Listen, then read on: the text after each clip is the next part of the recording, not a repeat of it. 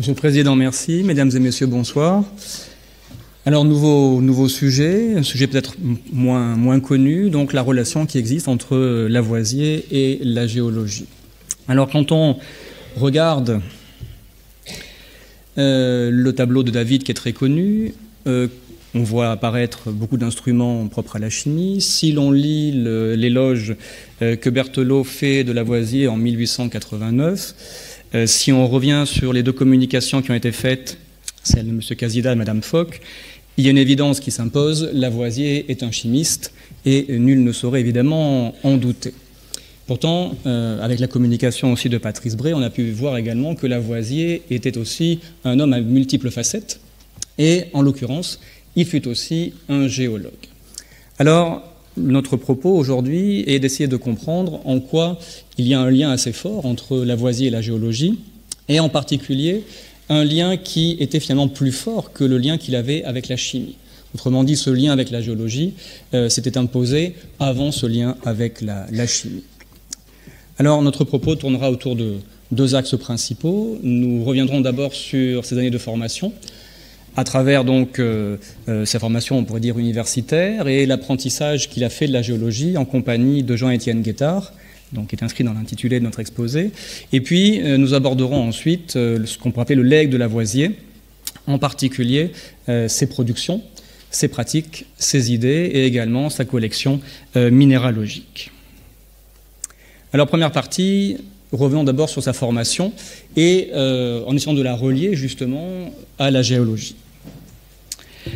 Alors, Lavoisier est un homme qui était féru de sciences dans sa jeunesse et qui était ouvert à toutes les sciences. Alors, il a commencé ses études parisiennes au collège Mazarin, donc le collège des Quatre Nations, anciennement le collège des Quatre Nations, avec un petit problème de diapositive. Bon. Vous ne verrez pas la diapositive alors. Donc ce collège était extrêmement intéressant parce que c'était un des rares collèges à l'époque, voilà, merci, qui ouvrait en l'occurrence sur l'enseignement des sciences, en particulier l'enseignement des mathématiques, en plus des matières habituelles comme la rhétorique, la littérature, l'histoire ou le latin. Lavoisier intègre ce collège en 1754 à l'âge de 11 ans. Alors dans ce collège Mazarin, décidément, j'ai un souci. Voilà. Dans ce collège Mazarin, Lavoisier va suivre en particulier les cours de l'astronome Lacaille en 1760. Ce sont des cours de mathématiques qui font une très grande impression sur lui. Ce sont des études il mène des études qui sont extrêmement brillantes, puisque à différentes reprises, Lavoisier est primé, notamment en grec et également aussi en rhétorique. Et puis, par la suite, Lavoisier va poursuivre ses études à la Sorbonne.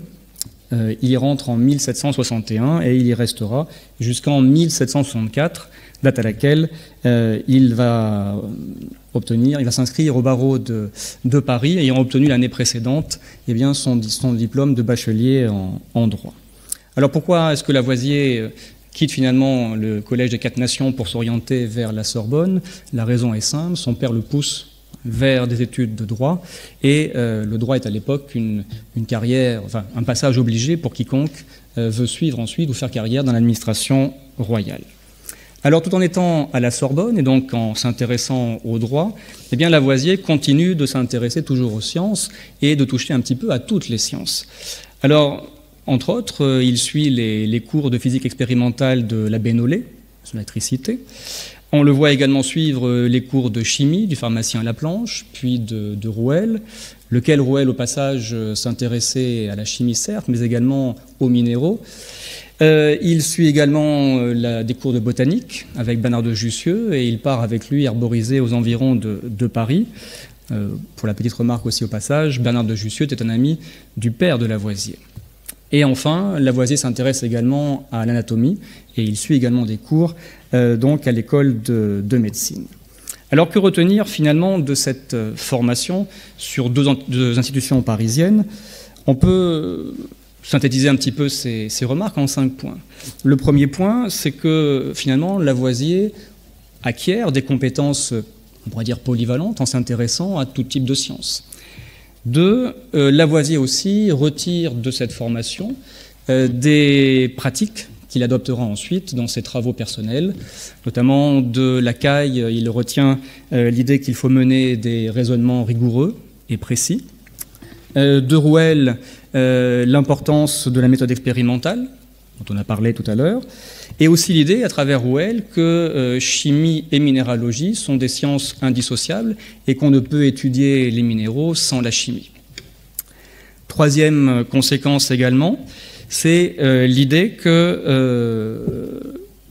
il y a aussi l'idée que Lavoisier est aussi un grand lecteur. Hein. Il s'intéresse donc à beaucoup d'auteurs de son temps, en particulier des lectures comme l'histoire naturelle de Buffon. Et 3e incidence, finalement, à travers cette formation assez riche, eh bien, Lavoisier aussi expérimente, Lavoisier essaie, Lavoisier produit, et dès finalement 1761, jusque pratiquement à son entrée dans l'Académie des Sciences, eh bien, il produit différents mémoires ou différentes études sur des sujets qui, nous le voyons, sont finalement assez variés et qui reflètent bien un petit peu le côté kaléidoscopique de sa formation.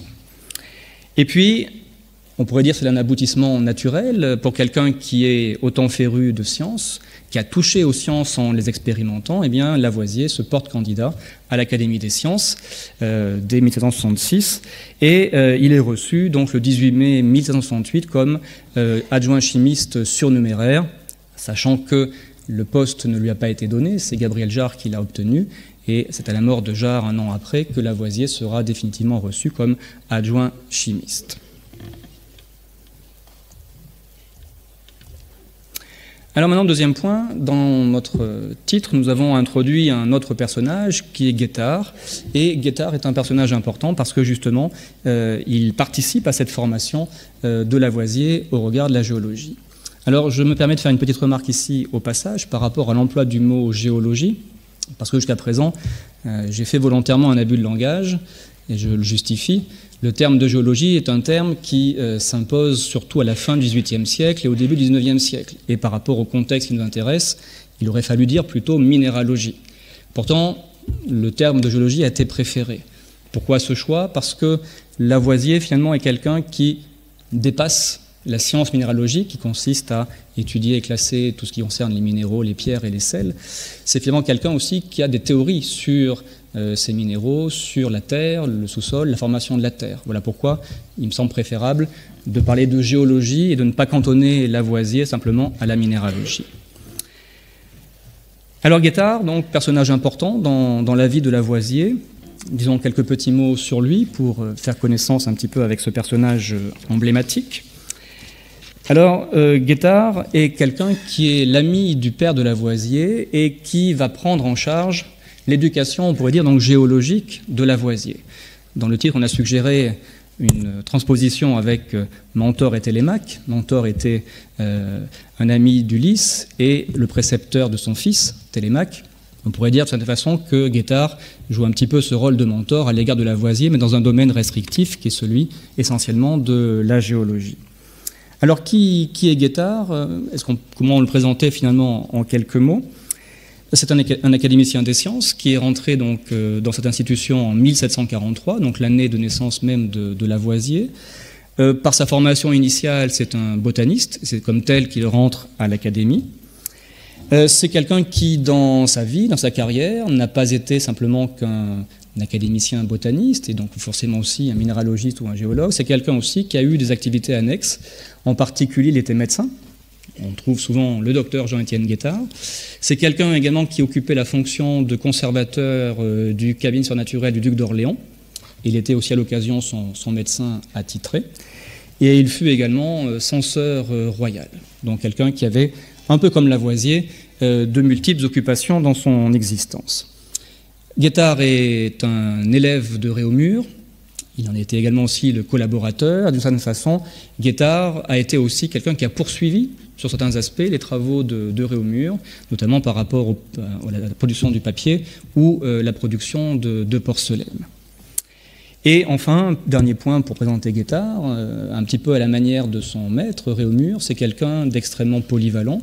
Donc botanique, on l'a dit, il a fait la minéralogie bien sûr, il a proposé des mémoires de médecine, travaillé sur l'hygiénisme, la météorologie. Bref, c'est quelqu'un qui a touché un petit peu aussi à beaucoup de sciences, comme c'était assez fréquent finalement à cette époque. Alors au moment où Lavoisier et Guettard développent une relation géologique, qu'est-ce qui fait que Guettard finalement est un personnage aussi qui est connu en son temps? Alors au moment où Lavoisier et Guettard commencent à travailler ensemble, en 1763, eh bien Guettard s'est distingué par plusieurs découvertes, ou en tout cas par plusieurs innovations.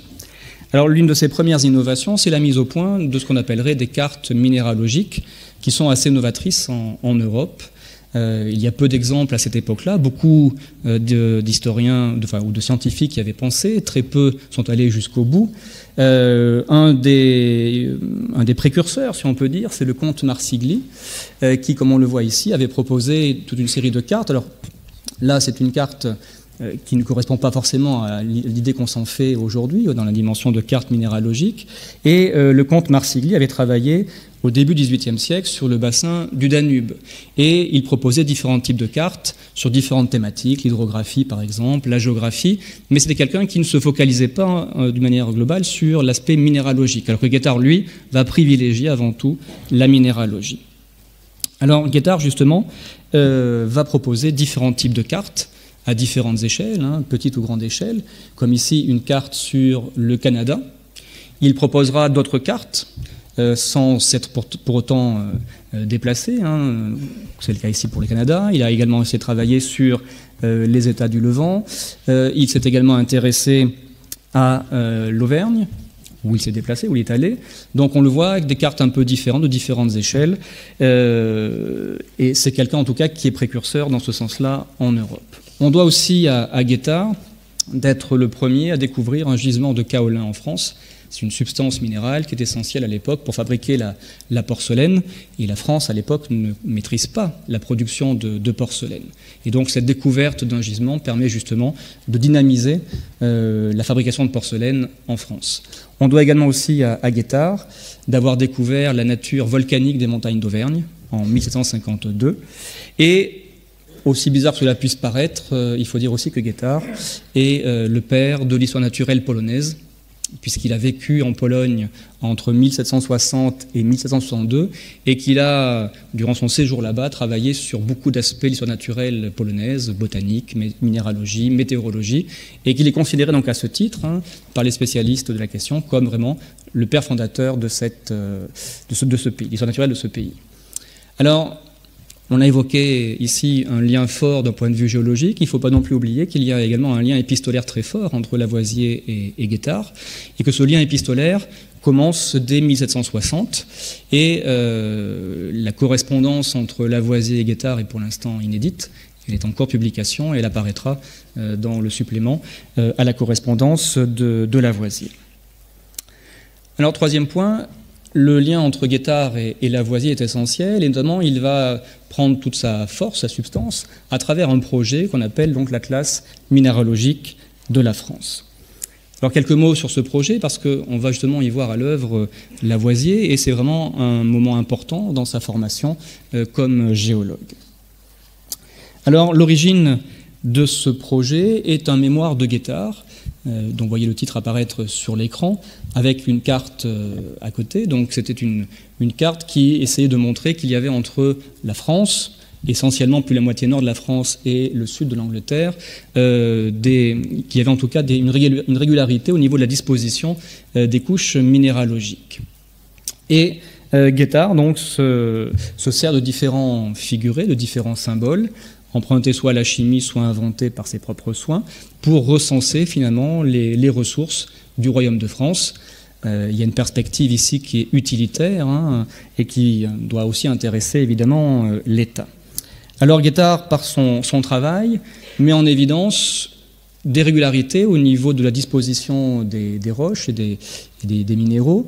Notamment, il distingue trois grandes bandes, comme ici, deux d'entre elles apparaissent, la bande marneuse, la bande également chiteuse, et il y a également une troisième bande qui est la bande sablonneuse.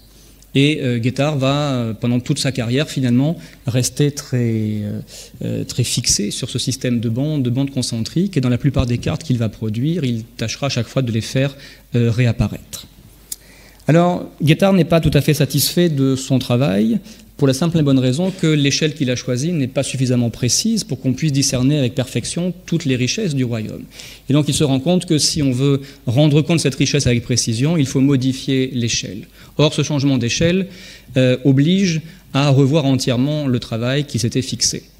Alors, pourquoi ? Parce que si on change d'échelle, il va falloir faire beaucoup plus d'études de terrain pour justement faire des relevés minéralogiques précis.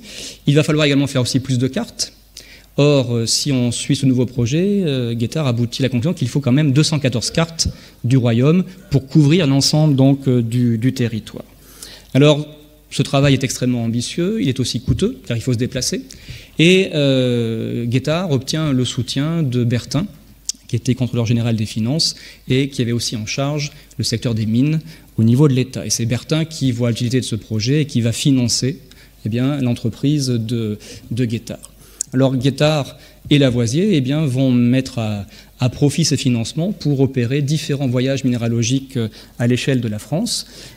En gros, entre 1763 et 1767, cette dernière date étant la date d'un voyage extrêmement important, qui est le voyage en Alsace-Lorraine, qu'ils accomplissent tous les deux. Alors, au cours de ces différents voyages, durant lesquels donc, ils vont collecter beaucoup de minéraux, durant lesquels ils vont aussi faire beaucoup de prises de notes, de rapports, Lavoisier va se distinguer par des pratiques innovantes, on y reviendra dans la seconde partie, en particulier, notamment en utilisant le baromètre, alors que Guettard, lui, voit dans le baromètre un outil surtout météorologique, Lavoisier prend conscience que cet outil peut servir à mesurer les hauteurs, donc à déterminer plus tard des couches stratigraphiques. Alors, les deux hommes ne pouvant pas non plus tout parcourir, ont recours à des questionnaires, comme ici, nous avons ici un exemplaire d'un de ces questionnaires. Donc, ce sont des questionnaires qui sont adressés aux représentants, aux intendants dans les provinces, et de la même façon à leurs relais sur place, pour justement ramasser, collecter le maximum d'informations quand on ne peut pas aller partout dans le royaume. Et ce genre de pratique, ce genre de questionnaire rappelle la grande enquête qui avait été faite sous le régent Paris-Aumur en 1716-1717. On voit quand même un lien entre ces deux questionnaires. Alors, le projet de l'Atlas ne va pas malheureusement aboutir comme les deux hommes le souhaitaient. En 1777, les deux hommes sont remplacés par Monet, qui est inspecteur des mines à l'époque. Pourquoi ? Parce qu'il y a plusieurs raisons qui s'imposent. Lavoisier a des occupations grandissantes, au-delà évidemment de son éducation auprès de Guettard, on l'a déjà vu tout à l'heure. En même temps aussi, vous avez Guettard qui devient quelqu'un d'assez âgé, donc moins enclin à se déplacer et à accomplir de grands trajets qui le fatiguent. Et donc c'est Monet qui prend la suite de ce projet de l'Atlas. Et s'il y a quelques éditions fin XVIIIe siècle, on aboutit pour la dernière édition, en 1794, à seulement 45 cartes qui sont produites, donc en gros 20% des cartes qui étaient au départ prévues. Donc le projet est une forme d'échec finalement, et un échec un peu plus consommé dans la mesure où Monet va s'emparer un petit peu de la gloire du projet, effaçant un peu du coup notamment le travail de Lavoisier. Alors seconde partie, Lavoisier et la géologie, de quels legs disposons-nous ? Nous avons d'abord des textes. Lavoisier a été producteur de différents textes et mémoires, dont voici une liste en l'occurrence. Alors de cette liste, que peut-on retenir, sans relire évidemment tous les titres ? C'est d'abord l'idée au niveau des dates que Lavoisier a été passionné par la géologie tout au long de sa carrière. Dans la décennie 60, comme dans les décennies 88, finalement, 80, Lavoisier s'intéresse grandement à la géologie. Et puis, quand on compare également les titres, on s'aperçoit que Lavoisier est passé finalement de domaine d'études, aspect descriptif, analyse, à un domaine plus théorique, avec le dernier mémoire, et on voit quand même une évolution au niveau de son rapport à la géologie. Alors justement, venons-en à cela, pratique et théorie, qu'est-ce que Lavoisier apporte finalement à la géologie ? Eh bien, c'est quelqu'un qui, comme on l'a dit, au niveau de ses pratiques, innove en particulier l'usage du baromètre, qui va lui permettre de définir des coupes stratigraphiques. On le voit ici notamment sur cette carte tirée de l'Atlas. En marge de l'Atlas, certaines cartes eh bien, figurent des coupes géologiques que l'on doit à Lavoisier et qui montrent bien tout l'aspect vraiment innovant de sa pratique. Un peu en détail, un exemple de coupe. Autre élément aussi important avec Lavoisier, c'est l'idée aussi que l'eau est un élément important en géologie et que c'est un élément d'investigation pour les géologues comme pour également les chimistes et qu'on peut étudier les minéraux pas simplement avec le feu, comme on le faisait traditionnellement, mais aussi avec l'eau. Donc, si on devait retenir une idée importante, il faudrait voir que finalement Lavoisier est quelqu'un qui est un petit peu l'initiateur de la grande école stratigraphique française. Alors pour conclure, pour terminer avec un dernier point, Lavoisier est aussi connu pour avoir possédé une grande collection minéralogique qui aujourd'hui se retrouve à Clermont-Ferrand. Elle n'est plus à Paris. Alors on pourrait être surpris par cette présence loin de la capitale. Alors, il y a quand même une raison à cela. Cette collection a été saisie au moment de l'arrestation de Lavoisier, gardée un temps par l'État, avant qu'elle ne revienne à la mort de Lavoisier à sa veuve, laquelle l'a ensuite transmise à sa nièce, Jeanne de Sully, qui avait épousé Léon de Chazelles, un naturaliste clermontois. Le couple a donné ensuite cette collection à la ville de Clermont-Ferrand, qui ensuite l'a offert au Muséum d'histoire naturelle, qui l'a gardé pendant un temps, l'a offert ensuite à la Faculté des sciences, qui n'avait pas grand-chose, au départ c'était une nouvelle création, et finalement, en 1937, la collection est revenue au Muséum, où elle est toujours entreposée aujourd'hui. Alors brièvement, sur cette collection minéralogique, que peut-on en dire ? C'est une collection assez conséquente, puisqu'il y a à peu près 3228 spécimens qui sont conservés, principalement des éléments qui ont trait à la géologie, bien sûr, à peu près 77% du total, mais on trouve également des éléments qu'on trouve dans des bocaux, qui ont trait à la botanique, la zoologie, et même quelques pièces qui sont revenues, des pièces archéologiques qui sont revenues d'Égypte.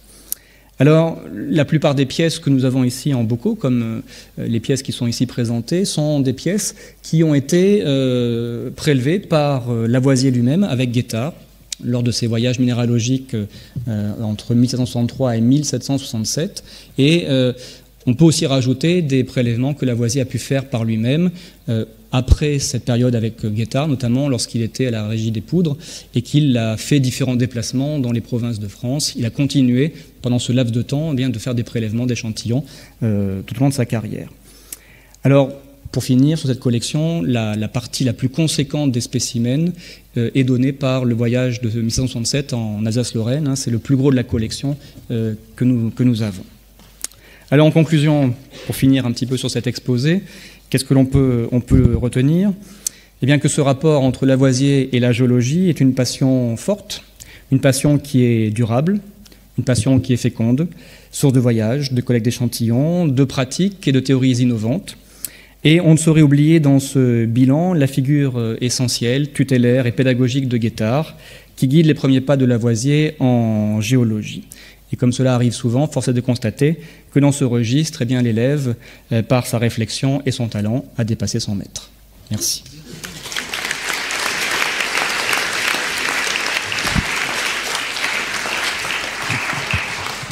Merci. Y a-t-il des questions? Oui, Jean-Pierre Kahn. C'est une question pour les deux derniers intervenants. Daniel Fauque avait fait allusion au thermomètre dans le laboratoire de Lavoisier. Vous avez parlé de thermomètre et de baromètre. Vous avez dit que Lavoisier avait traité au feu des minéraux. Est-ce que cela a un rapport avec la considération et la controverse entre Lavoisier et Laplace sur le calorique considéré comme élément par Lavoisier et contesté naturellement par Laplace? Non. Le mémoire sur la chaleur est un mémoire absolument remarquable, car il va se développer et tout l'appareil expérimental va se développer, quelle que soit l'hypothèse de départ. Si la place est pour une chaleur mouvement, Lavoisier est pour une chaleur fluide. Mais cela n'a pas d'influence sur le thermomètre. Le thermomètre, la température n'indique pas une quantité de chaleur. Elle peut indiquer un degré de chaleur, mais pas une quantité.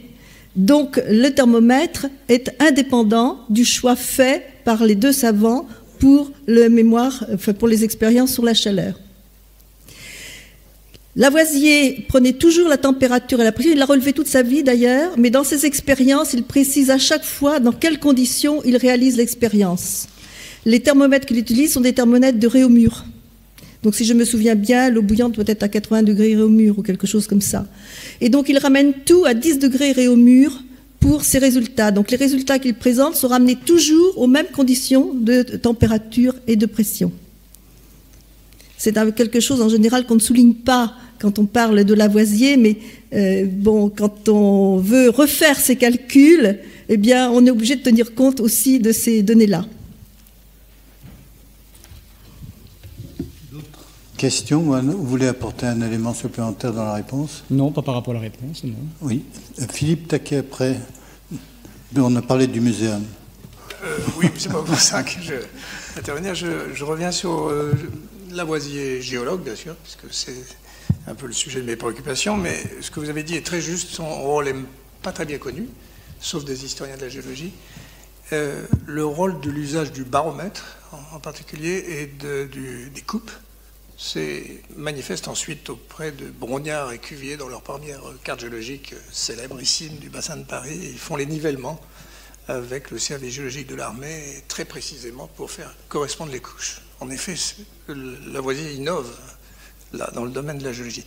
Mais le deuxième élément dont vous n'avez pas trop parlé, c'est la dernière note qui est si importante sur le mouvement des mers. C'est là où est introduit pour la première fois, de façon irréfutable, le concept de transgression et de régression des mers, puisque Lavoisier va sur les côtes normandes, regarde les falaises, et d'après la superposition des couches, on déduit que la mer est venue, elle est repartie. Et ça, les historiens de la géologie rendent hommage à Lavoisier aujourd'hui. Alors j'avais prévu d'en parler, c'était dans mon texte, mais pour tenir le temps, je ne l'ai pas dit, mais vous avez raison de le spécifier, c'est un point extrêmement important. Et c'est vrai qu'il a travaillé donc, en 1988 sur la sédimentation notamment, et il s'en sert justement après pour l'appliquer notamment au niveau des couches du bassin parisien. Et effectivement, c'est un point extrêmement important, tout à fait. Et si vous permettez encore, on n'a pas de valeur de création, et c'est vrai que Lavoisier ne se risque pas dans des essais de datation. Bon, il parle de la Terre en disant qu'elle peut avoir plusieurs centaines de milliers d'années, mais il ne se risque pas à la dater précisément. Il dit même que ce n'est pas de son ressort et qu'il laisse ça à d'autres spécialistes. Et lui préfère plutôt l'aspect concret, l'aspect expérimental. Bon, ce qu'il a prouvé par rapport justement au cycle régressif et transgressif, il l'applique ensuite à la géologie du bassin parisien.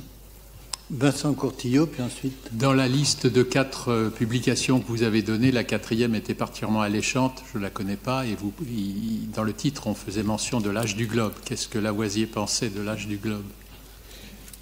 Par rapport à ce que je viens, votre question, est-ce que je viens de dire à l'instant, dans ce dernier mémoire en l'occurrence, Lavoisier ne se risque pas du tout à dater. Il élude assez rapidement la question.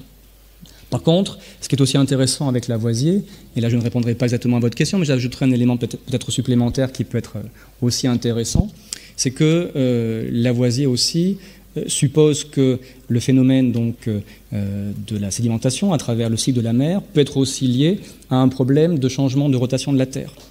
Et il est assez novateur là aussi dans cette intuition. Oui,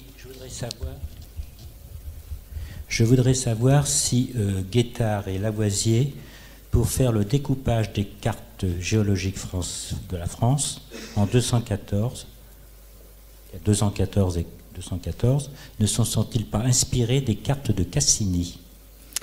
Alors oui, ici, c'est juste dans la partie, on pourrait dire, topographique, dans la partie relevée, tout à fait. Il y a une base. Hein. Et en même temps aussi, Guettard est accompagné de plusieurs personnes d'importance. Bon, dans le mémoire de 46, c'est le géographe Philippe Boache qui réalise cette carte. Après, on sait qu'il y avait également Dupin-Triel qui était associé à l'entreprise. Donc beaucoup d'académiciens aussi ont collaboré à ce projet.